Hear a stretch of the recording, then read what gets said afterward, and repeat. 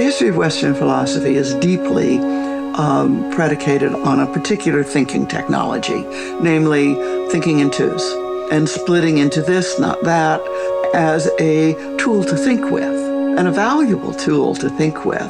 But the reality gets mistaken for the tool, and the tool gets mistaken for the world. So the binary tool to think with that might split the world into fact and fiction, into nature and culture, into men and women, into of color and white. I've been particularly alert to the way dichotomous thinking impacts what we find imaginable. Coming up on Laura Flanders and Friends, the place where the people who say it can't be done take a back seat to the people who are doing it. Welcome.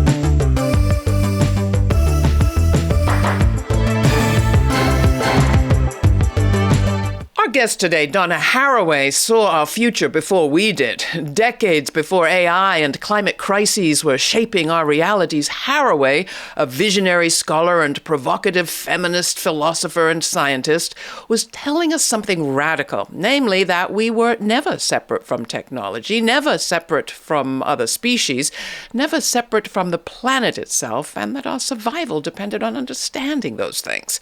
Are we self or cyborg? How do technologies shape power and resistance? How do we care for a world in tatters as ours seems so often to be? Donna Haraway helps us think about all those questions and more. But most critically, she urges us to think generatively and together. She is Distinguished Professor Emerita in the History of Consciousness Department at the University of California, Santa Cruz, and an active participant in the Science and Justice Research Center and Center for Cultural Studies there.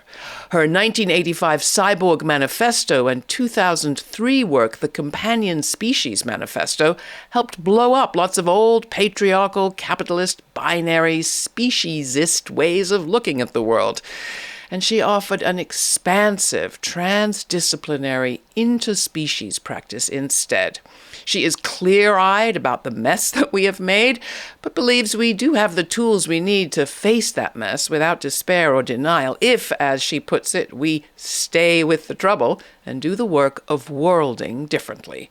What does that look like in practice? Well, more and more people today are turning to Haraway's work for a roadmap, and no wonder. It's more relevant now than ever, it seems. But I suspect she will resist the whole idea of handing over a roadmap, as you'll see. I'm especially honored and happy to welcome Donna Haraway to Laura Flanders and Friends. Donna, welcome. I'm so glad to have you in this conversation. Well, thanks. It's really a pleasure to be here. Did you ever think when you were writing the Cyborg Manifesto in the 80s that we'd be here where we are today? Yes and no. I certainly never expected that my own work would still be read, because I think I wrote it out of my own need to somehow come to terms with the situations that we were living. And we, of course, continue to live them in ever more dangerous ways.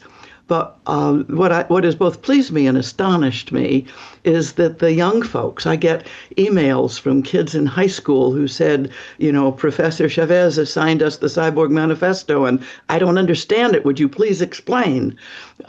Things like that. I'm really astonished and also really heartened by the fact that young folks are reading this work because it speaks to the worlds that they are trying to figure out. Am I right in thinking that you would reject the idea that you have a roadmap that you can just hand over to us? Absolutely no roadmaps. I think that the folks who are responding in part to the passion and in part to the sense. Well, look, I like to talk about thinking as a game of string figures, as a game of cat's cradle.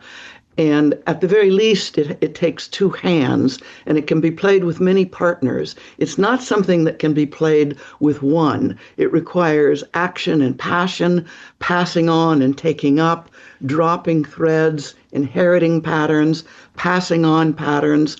I think of it as a thinking technology, and it requires thinking together.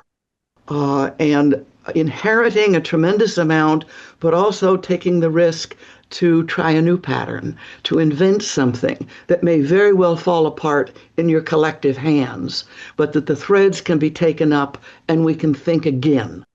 Well, I have to say, fear that cat's cradle approach is not dominant in this moment of ours, to put it kindly. It really isn't. I wonder which of the stories that we're telling ourselves now so loudly is the one you think is most dangerous today. I think the most dangerous of the stories, which is a complex story cycle, is the story of authoritarianism and the division of the world into friend and enemy, and the production of others as killable, as those to be despised. The way authoritarianism works, taking advantage of our capacities for a kind of participatory sadism, for our kind of being enlisted in theaters of revenge and theaters of attack out of our own sense of lack, being enlisted in that way for authoritarian systems, really on a worldwide basis, that are also simultaneously profoundly engaged in the ongoing reinvention, in the ongoing practice of racial capitalism, that the extraction of value for some so as to shunt it upwards to a few, that kind of authoritarianism coupled with contemporary finance capital, contemporary climate and biodiversity destruction, and contemporary persecution of migrants across the world, really, even while more and more migrants are being produced by the very crises caused by these systems of extraction of value. In the Cyborg Manifesto, and also in the Companion Species Manifesto, you urge us to understand our own selves differently. Can you elaborate on those ideas and how you think they connect to this moment? Yeah, first of all, I don't think of a self as a kind of isolated individual. We're networked materialities with deep histories. An individual is embedded deeply in worlds with other people, with other organisms, with living and non-living parts of the world. That to be a self is to come to a thicker appreciation and accountability for the way we're embedded in the world and act in the world. That's what I mean by being a proper self. And the cyborg part? Well, the cyborg part, let me tell a story, okay?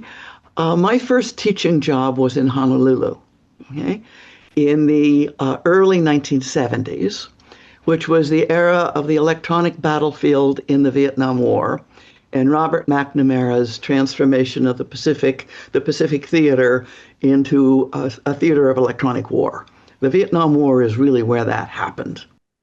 And so when I first met digital warfare and understood that as a teacher of fashion design majors and tourist industry management majors and all sorts of majors who were not going to be scientists, that my job was to somehow develop with them what I later called situated knowledges, understandings of the world in which we're embedded, and to which we are accountable. In system sciences and digital systems, particularly in the form of war, were really prominent. But also and simultaneously, I was never sympathetic toward an anti-technology point of view or a solution to the ravages of technology in the hands of the warlords, if you will. That the only possible response to all of that is some kind of, quote, return, close quote, to nature, as if there was this nature outside human activity to which we could, in some barely secularized story of return to Eden, it's a barely secularized Christian religious notion of return, either return to a state of nature or being blissed out of the complexities of history in some kind of techno-apocalypse. These are technologies like any other, and we need to be skillful players in these technological worlds. Look at what happens to the land when the data centers are built and the kind of energy demands. Look at the sterilization of the land. Look at the removal of life and death, of ongoingness through the building of these massive energy plants that are necessary for the running of contemporary cyborg life. But also look at Lynn Randolph's amazing painting that was done in 1989 specifically in relationship to the student demonstrations in Tiananmen Square. And Lynn titled this painting Cyborg. Watch the skeletonization of her fingers on the keyboard, look at the cosmological scientific diagrams behind her, look at the spirit tiger around her shoulders, and think for just a minute of all of the ways that contemporary cyborg worlds are vital and are our responsibility. There's no story of the origin of civilization in Mesopotamia leading through the various stages of technology to Elon Musk. Rather, there's a very interesting, diverse history of humanity on this planet. There are plenty of peoples in the world who have maintained their understanding of becoming, my language, becoming with, of a kind of collaborationist humanity that is built into ways of life and into very living story practices. So no question that indigenous peoples are key actors in our current moment, and this is true around the world. But also, I have really high stakes in saying, look, even people like you and me, who grow up out of these Euro-capitalist theories of the individual and their authoritarianisms. After all, fascism of the 30s, as well as the fascism of today, are profoundly capitalist, are profoundly involved in economic systems of extraction. And, as my friend Katie King always says, there's way more going on than you thought of an interesting and positive kind, and way less than there should be. So, both of us, I think, could probably come up with all sorts of examples in our own lives of communities that are vital and that matter and that are really saying no to the contemporary authoritarianism pretty powerfully, really. How are you seeing that in practice? And how are you practicing that kind of responsibility? The cultivation of the capacity to respond. That we don't have a list of ethical rules. We have a capacity that needs to be enlarged to respond, to make living and dying better. So not a checklist of people that you can agree with and disagree with, depending on where they stand on things? Neither a checklist of people nor a checklist of principles. I think of principles as sort of useful tools, maybe a little like a computer, but not the name of the game. The name of the game is cultivating that capacity to respond vitally, to be open. So with other colleagues, I've helped organize on campus, across the divisions, a kind of stand-up coalition. Protesters demanding the funding for science be restored and thousands of fired employees be reinstated. And the other thing I've been doing is organizing with the local immigrant support networks, training as a legal observer, training as a verifier, watching out for the ICE and Customs and Border Patrol presence in my town, showing up at information tables, at fiestas and fairs to pass out, know your rights cards, working with each other and with folks in town to protect immigrants as best we can.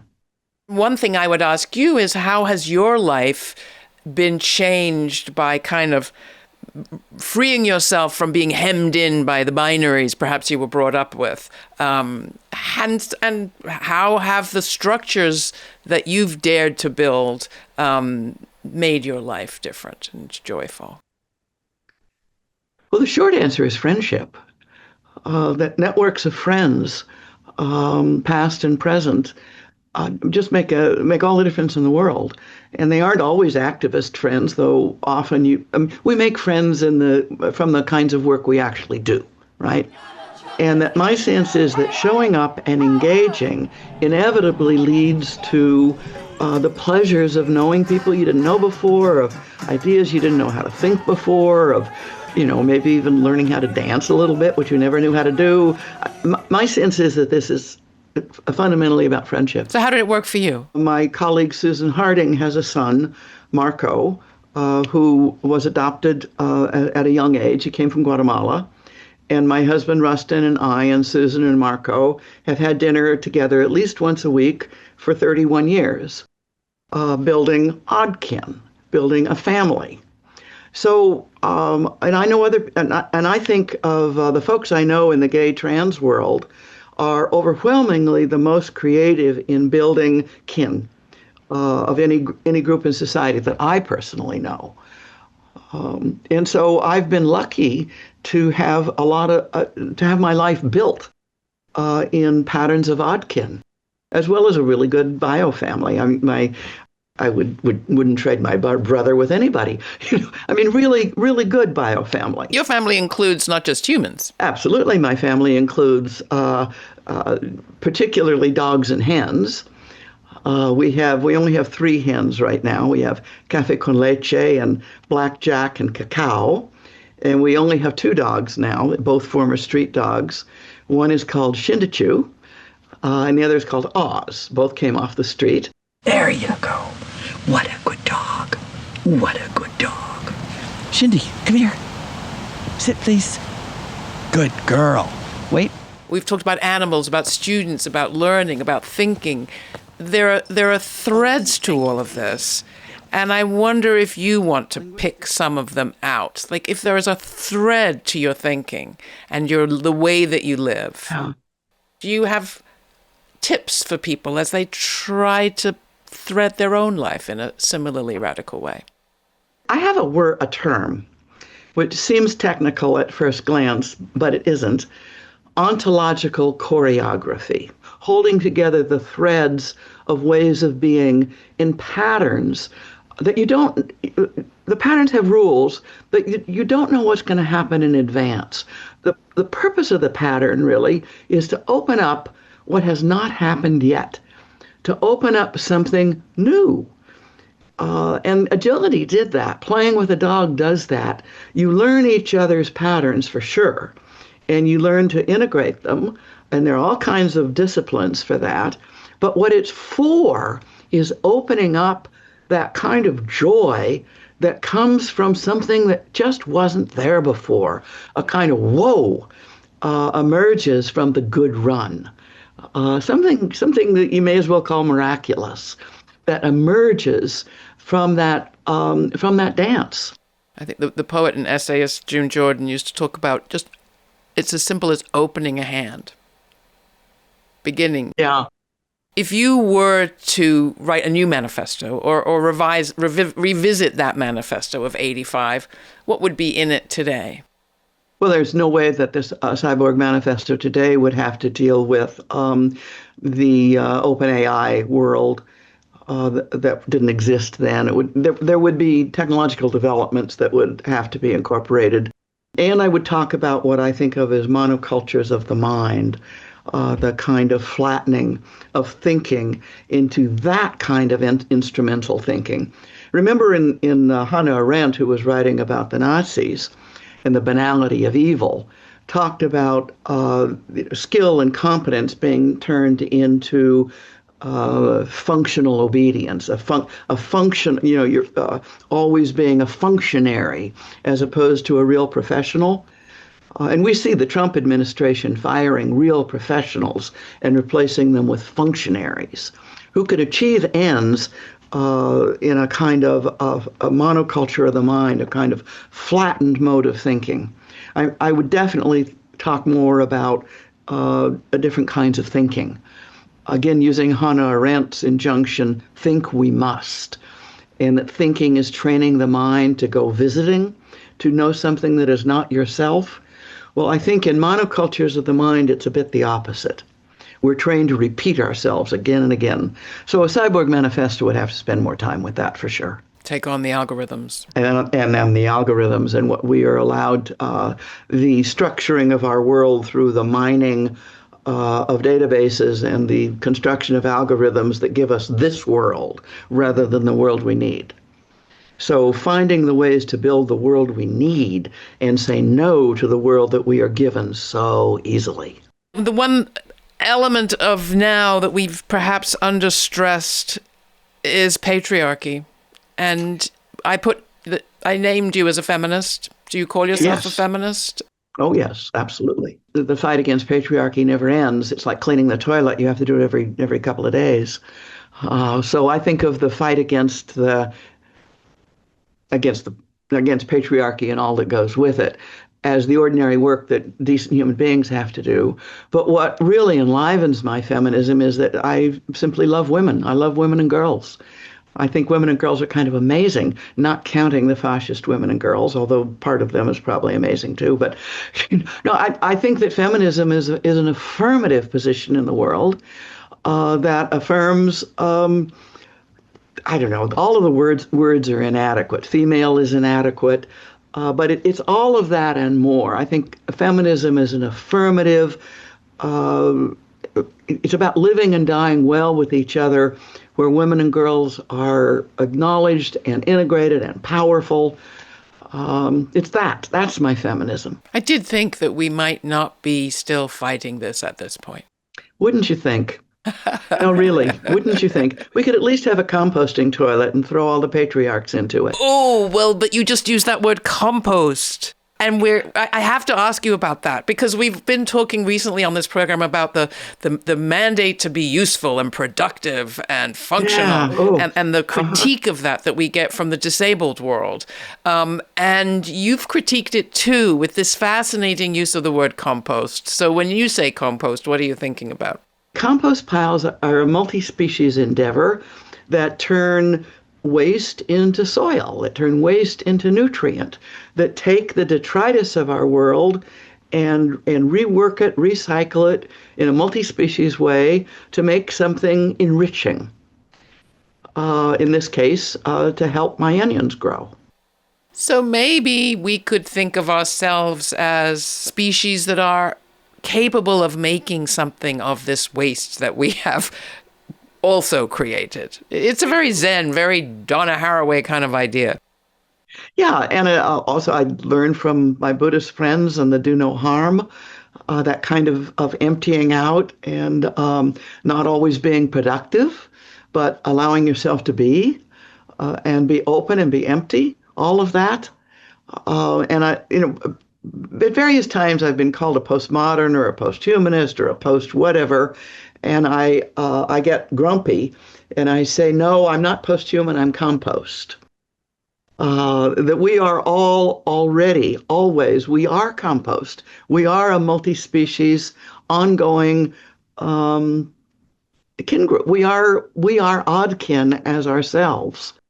I'll ask you the question that we ask all our guests before we close, and that is about the future. You've thought about storying, telling stories. I love that you use it as a verb. What's the story you think the future will tell of us now? I don't know, looking forward 25, 50, 100 years. What do you think the future will say about us? Well, I hope they're amazed at how stupid we are because they've managed to solve all these problems. But I actually am quite worried, in all honesty, as I think most thinking people these days are worried. I think that biodiversity losses are permanent. There will be no going back to before. And I think that our near futures are in danger. That said, I also don't spend a lot of time, I'm not very sympathetic to thinking about the future, because I think our job is to make the present, which has deep time to it, and the present is not instantaneous, it's thick. And I think our job is to make this thick present better. And that's the best thing we can, if futures are to be more livable, the best chance is if we figure out how to make the present livable. I appreciate that. Donna Haraway, thank you so much for your work and for spending this time with us today. Well, thank you, Laura.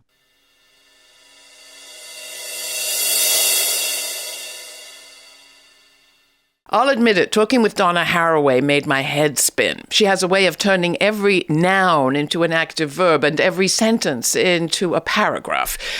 She interrupts grammar, and not just that, she interrupts the way we think and even speak. And that, I realize, is, of course, the point. In a period like this one, where we're constantly being told that people are more individualized and lonely and cut off, she reminds us that we as humans are constantly in relationship with others in a network of relationships on this planet, whether we like it or not. Stay with the trouble, she says, and you are part of thick time, making a story that is not over yet. Nothing about that could be finite, which is perhaps why I particularly appreciate her answer to my question about the future. Let's focus, she says, on the present. We're making it as we speak and think. You can find my full uncut conversation with Donna Haraway, which is absolutely worth listening to, through subscribing to our free podcast or our newsletter. You can find all the information at our website. Till the next time, stay kind, stay curious, keep thinking. Thank you, Donna. For Laura, Flanders, and friends, I'm Laura. Thanks for joining us. For more on this episode and other forward-thinking content, subscribe to our free newsletter for updates, my commentaries, and our full uncut conversations. We also have a podcast. It's all at lauraflanders.org.